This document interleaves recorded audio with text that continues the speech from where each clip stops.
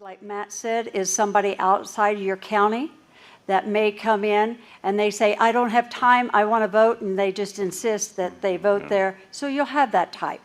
So we think we'll have some provisional ballots, but we feel that they'll be cut down considerably.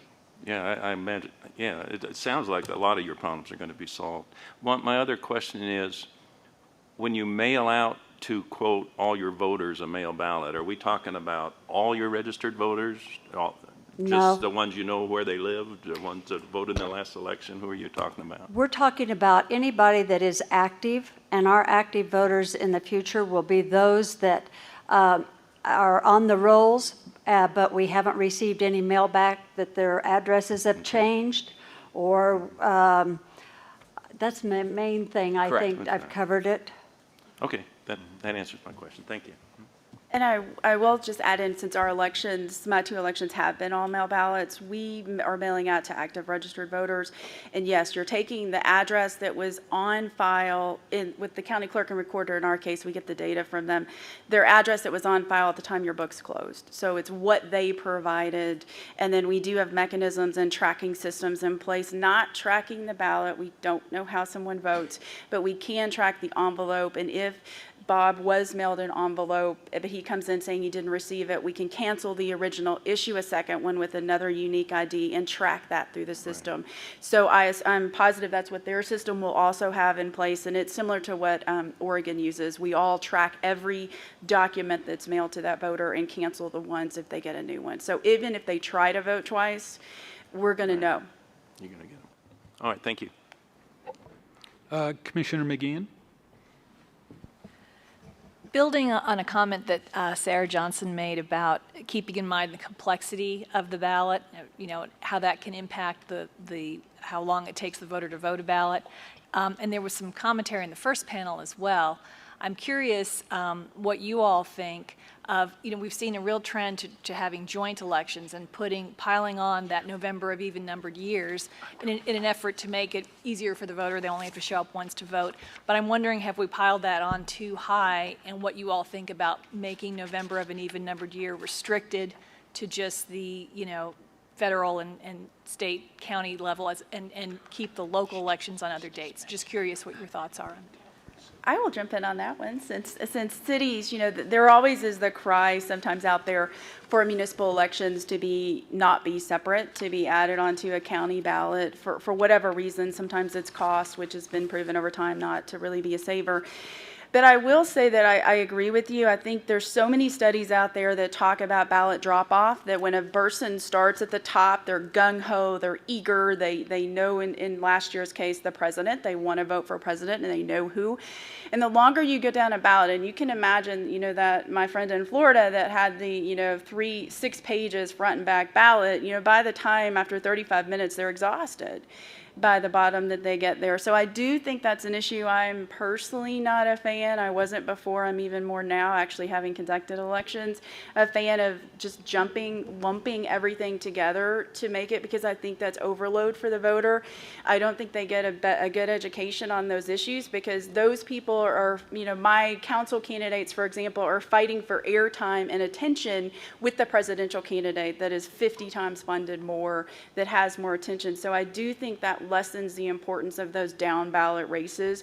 So I'm not personally a big fan of lumping it all together. And I will mention, I'm sure Ms. Patrick knows about there's the issue going on in Arizona right now, where there was an actually law passed in the Arizona legislature moving those city municipal elections onto even numbered years with the county races, et cetera, et cetera. And so they are in litigation now. 2 of the biggest cities I know for sure are fighting that issue in court. And I believe it's in front of the Arizona Supreme Court, or it's somewhere in the court system. So Ms. Patrick knows far more than I do. So I think there's an issue where you're going to see fights on that. And I do know in Kentucky that what they did try to do is once every 4 years, there's an off election year. They moved the county elections to a federal year, not the presidential, but the 2 years after a presidential. And we ended up with the longest ballot in the history of Kentucky. And we really struggled to get all of that on the system, the ballots, and because but at that time we used electronic voting, not stand voting. And there was a noticeable difference if you looked at those numbers and the attention span of the voter, noticeable difference in the county races versus the U.S. Senate race that was at the top of the ballot in your state reps and your state senators. So it is just personally not a good idea. I agree with Sarah on that. Also, other unintended consequences, and this is something that we're finding out with the recent legislation here in Colorado, where we find now that special districts have to coordinate with the counties, and that's driving up the cost for the special districts when a lot of them don't have the money to be able to pay for the cost to be able to coordinate, and it's much cheaper for them to be able to conduct their own election. So I think that cost is a significant factor in that as well. Thank you, Commissioner Grayson. Matt, I wanted to explore a little further the, oh, sorry, Danny, go ahead. Pardon me. I'll hold. If I may offer an opposing viewpoint, I do think it is probably not in anyone's best interest to put a joint election with the entire community glommed onto an even year November ballot where you've got president and governor running. That has proven to be simply too crowded. However, I'm not ready to throw the baby out with the bath, and I'm hoping that none of us are either, because voter fatigue is, I think, what should really drive what we're talking about here. The low turnouts are the reason why we tried moving these municipal and some of the smaller entities elections to November. I think that we need to give it another chance, focusing on an odd number year election when it's off. You know, you don't have the big statewide campaigns and all of that. Typically, it's going to be constitutional amendments or other kinds of things like that. Then it does make sense, and it is not so much. I think the money could be worked out. But I think we ought to be thinking about the voter.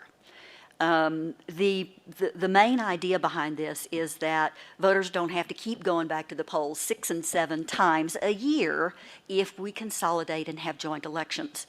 I would prefer to see a little more common sense paid to the November off-year times instead of the big even-numbered years. And if we do that, then I think we're looking at a lot shorter ballot. And you know, there is the possibility for a sliding scale. Why not? And those are all plans that can be brought forward to assist the voter instead of shoving everything away and saying, "Oh well, I don't like it. It's too costly." Thank you. Matt, I wanted to explore a little further the parties or other groups driving people to certain vote centers. Was this, or telling people, you know, don't mail your ballot in, you got to go to a vote center, or some variation of that? Was this done in with a positive motivation, in the sense of trying to drive people to certain places so it'd be easier to keep track of who voted and didn't vote? Or was it sort of malicious and hope that by driving in the vote center you create longer lines or maybe cause them to not go? Or have you been able to tell, or maybe another explanation? Because those are the two that I thought of, that there's either a positive or negative sort of motivation, and I guess you would, depending on which it is, you have to adjust your reaction to it accordingly. We spoke with the parties after the election and tried to drill down to what happened and what was going on, and the party said, you know, we weren't doing that kind of thing. And so, you know, we want to be able to take that at face value and say, okay, but sometimes it is a little hard not to be cynical. I also find it hard to believe that if people were really concerned about somebody casting their vote and getting it in on time, that they would, as with the example with this woman that I spoke with, that they would tell her to go 15 miles away and wait in line for over an hour, when it had been well publicized that day, both on our website and on our local news, that there was a backup at that location. I find it difficult to think that the person is calling with that voter's best interest in mind. You know, if I could add to that, I think our job in the future is trying to educate our voters better, to where they know if they mailed in a ballot, do not take a phone call, you know, and things like that. The county clerks are, with the new legislation that we have, we're trying to develop a website and educate our voters. We're really working at trying to educate and making sure that we have them aware of, you know, like others have talked in other panels, making our voters wise of what election day is going to be like or the election process is like, because that's very important. If our voters know the process and know when to expect their absentee, or their, I still say absentee, but their mail ballot to be received to them, the 18 to 22 days before election, if they don't get it, they can contact the clerk's office. You know, all types of information that should be out there to the voters so that they're educated. And if we can do a better job educating our voters, I think that'll take down some of the problems that our counties have been experiencing with voters not being aware. Thank you. I was just going to comment from an election, you know, whether you're state or local, the most frustrating thing in the world, which we saw a lot of that in the last two presidential elections, were these outside groups who are doing mailings. The Voter Participation Center is a big one. They had several different monikers they were mailing things out of, and they were doing targeted mailings to voters, and they were using magazine subscriptions. You know, it's just a giant conglomeration of data they were getting, and they may or may not have matched that to an actual voter registration list from the state. And they were sending out these packets to voters telling them that if you don't fill this card out, you will be removed from the voter registration roll, or you are not registered. In essence, almost scare tactics. I mean, I don't say that word lightly, but what it does happen is misinformation is out there. The voter gets that. It's official looking mail. They tend to trust that a little bit more sometimes than our voter education, because we don't have a lot of funding for voter education out there because everyone's budgets are being cut. And that's the largest percentage of time that we as election officials spend so much time on the phone combating these mailers and these phone calls that are out there. And if the groups would just work with us on what is the law, what, you know, is this person in that registered to vote, it helps everybody. It helps that group. It helps the voter who's being torn, you know, 50 different ways to Sunday. And what it does is the phone calls that we're taking trying to calm that voter down, yes, you are registered, and they don't believe us because they have a mailer saying, no, I'm not, that the person who really, the other voters can't get through the lines to answer another legitimate question. So that is something that I hope this commission perhaps looks at or delves into, is some of these groups out there that are doing these get out the vote activities that really are not getting out the vote. They're actually harming the vote, I would throw out there. Thank you. We have 4 commissioners who would like to ask questions and not so much time, so if you could keep your answers to these really short, we'll do a bit of a lightning round. Commissioner Thomas? Just real quick, I'm going to ask this a different way. At what point does a line become unacceptably long?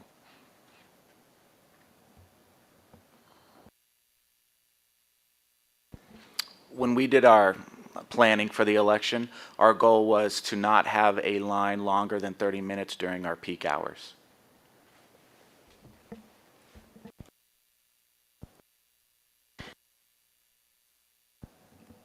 If the voter complains, it's too long. The interesting part is they don't complain at early voting sites. They complain on election day. So it's election day that you really have to be concerned with.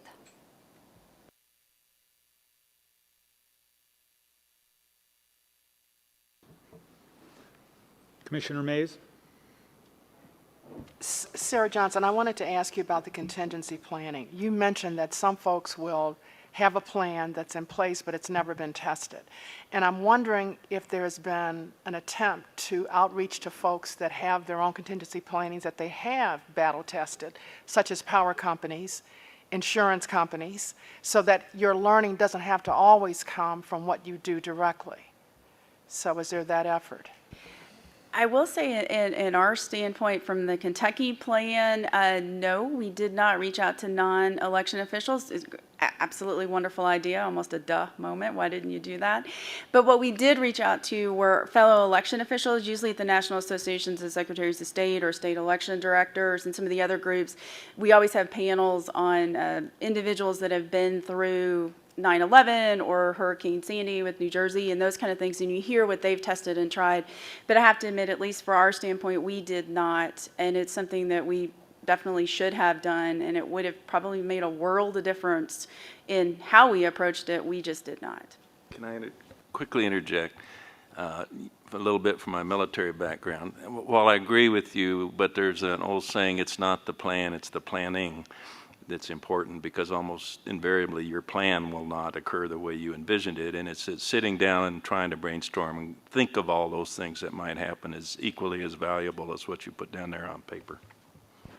It's important that you bring in even your local county officials to help, your sheriff, your, all of your emergency control areas, along with your utility companies, anybody, because they can start drilling or digging a hole that will cut a line on election day. And if you tell them to stay away from a precinct, they're always willing. So there's information also out on the web with elections, EAC. That did a great study on contingency planning and had election officials come in and talk about it. So there's information there that you might want to look at. Thank you. Commissioner Bauer? Ms. Debevore, in your, in your written statement, you talked about how originally in assessing wait times, you relied on citizen Twitter reports. Now you move to a system of obtaining electronically information from the polling places and posting online wait times. Can you say a little bit about the mechanisms by which, the uniformity of the practice by which the polling places determine what their wait times are, sort of how you prepare for that to make sure that you're getting reliable information back that you're then making available to the public?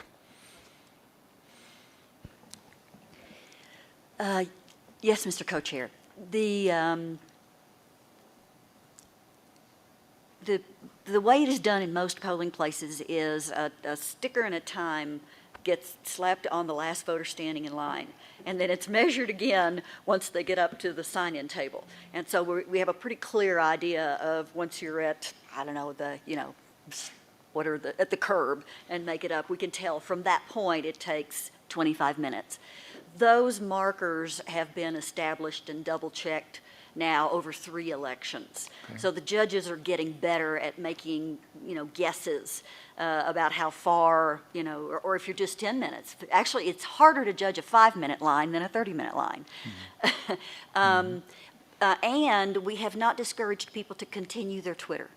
So it's really both. So we get a really nice blend of citizens saying, I drove past, one of the locations and looks like all the people just walked in the door and it's clear. Well, that actually may be a 10-minute line. But to somebody who's out driving around thinking, oh, gee, I could run by there and vote now, that makes a big difference. And because we are a university high-tech town, we do have, our digital divide is a little bit less, which helps, a lot of our citizens. So over 3 elections of using it, we've come to make better judgments. And so how often do you update the site? Once an hour. Once an hour. And how do you integrate the Twitter drive-by reports with the reports from the election judge? Let's assume somebody's saying, location A looks like it's completely clear, and the judge there's saying, we're overwhelmed. Right. Right. I have not had that happen yet. They've jived pretty closely. They do, okay. Yes. The we have somebody watching Twitter feeds, and we do have our own hash Twitter account. So I have somebody watching that, and we post that on our website right alongside the official times from the election judges. So when they phone it in to us, it goes on the website and then gets published. Both? Both of them. Very good. Thank you. Just as a follow-up, if any of that data is available that we could look at, we'd be really all of eager. it's available, and we'd be happy to share Great, it. thanks. I think you can tell by now, if you come with data to this commission, you'll be leaving without data. Fine. I love data. Let me conclude with one question that to take advantage of your expertise, and it probably requires a longer answer than we have time for, but we'll follow up with this. So not talking about your current election equipment, the machines that people vote on, but looking into the future. Are you satisfied with the choices that you have available to you? And do you have a sort of innovative way that you're all trying to deal with that you might recommend to us? Well, I guess I should probably start off. Travis County is working on the STAR vote system. Like a lot of people, and Dean Logan is probably my closest compadre in this. We're extremely unhappy with what the market has offered us. Over the last 10 years, we've seen no improvement in security whatsoever. And the activists and the academics have criticized for years the level of security that is in electronic voting. If you are a large jurisdiction with many ballot formats, in my case 800 or so, and you are trying to offer your voters early voting and vote centers, then paper ballots are not possible. You must have an electronic inventory, and you must be able to deliver to your voters some sort of DRE interface. Paper is not reasonable. So we're going to continue with some kind of electronic voting, and yet we have no way to offer a secure system. We also have no way to develop new systems through certification. Mr. Co-Chairs, we are in a terrible situation here. Please help with this. What we are trying to do is design a system that will meet the test of people who do understand cryptography and who do understand election security, so that we can build a system that will answer those questions, and that also includes a paper element for the voter so that it can be included in an audit. I have brought copies of the academic paper that has been published on the design of the Star Vote system with me, and I've got it on my website, and it's all available. Like Dean, I'm attempting to get this system developed, written, certified. I have to start at the very beginning because nothing is on the market. I think one of the other problems that we are facing is there's no new certification that has been completed for the federal guidelines. So that's one of the issues. I mean, if you look back and we're certifying to 2005, that's not good enough. Security or for the disability, accessibility issues. So we are in a real problem area. All election officials, and Colorado, the Secretary of State is trying to move forward pretty fast on doing a uniform voting system, and certifying that system is really very scary for a lot of us that's sitting on that panel. I agree with what Danetta and Dana have said, and also with what Mr. Trout said on the first panel, with where we're going now to a more mail-based model. I'd love to see more of an opportunity for email ballot delivery to all voters, and the ability to print and tabulate ballots that come to us on regular paper stock and not the ballot stock that we have to be able to run through our tabulation systems now. So if we could have that kind of flexibility, we'd be much better off. Yes, it is a big concern as an all-mail ballot municipality. Yes, very concerned about the Postal Service and the cuts in service, and very much interested in looking, as Matt and Steve both had said, at some type of electronic delivery of a ballot or access that a person could go out and get that ballot. And then not really internet voting at this time. I'm not sure we're there yet, but it's certainly something that we need to look at. I know Canada and some of the European countries are doing that. But we must look at some alternative. And no, I can tell you from Kentucky's standpoint, the voting equipment that out there, the optical scan systems are nice, but they haven't been upgraded in years, as has been said. Here's the biggest concern I see out there is the Help America Vote Act was, whether you liked it or not, whatever, it doesn't matter. The point is that it provided funding to the states to meet